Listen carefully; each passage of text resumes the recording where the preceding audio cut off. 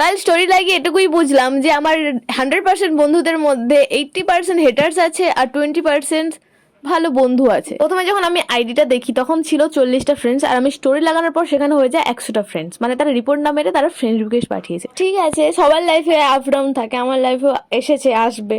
তো যাই হোক, আই ডোন্ট কেয়ার। তো যাই হোক, দেখতেই পেলে আমি জিমে চলে এসেছি, ভালো করে ওয়ার্ম আপ করে নিয়েছি। দেন আমি এখানে মারছিলাম বেঞ্চ প্রেস, যেখানে 35 কেজি ছিল, ওটা হয়ে গেল। তারপরে করেছিলাম আমি ক্লোজ গ্রিপ বেঞ্চ প্রেস, যেখানে 25 কেজি ছিল। তো ওটা কিছুটা দেখিয়েছি তোমাদেরকে। তো ওটা হয়ে গেলে তারপর আমি যে ওয়ার্কআউটটা করছি ওটার নাম হচ্ছে বেন্ট ওভার রো। তোমরা এত এত এত এত কমেন্ট করো, আমি সব ওয়ার্কআউটের নাম জেনে গেছি। তো যাই হোক, বেন্ট ওভার রোতে আমি 3টে সেটে কিছুটা দেখিয়েছি। তারপর আমি এখানে মারছি, কি মারছি সেটা তোমরা কমেন্টে জানাও, আমি জানি বাট তবু বলবো না। তো যাই হোক, তারপর লাস্টে আমি এখানে করছি শোল্ডার প্রেস, যেটা আমি 3টে সেটের মধ্যে কিছুটা দেখিয়েছি। দেন আমি ট্রাইসেপও মেরেছিলাম। তো আজকে ওয়ার্কআউট এখানে এসে আবার দেখা হচ্ছে অন্য কোনো ভিডিওতে। টাটা।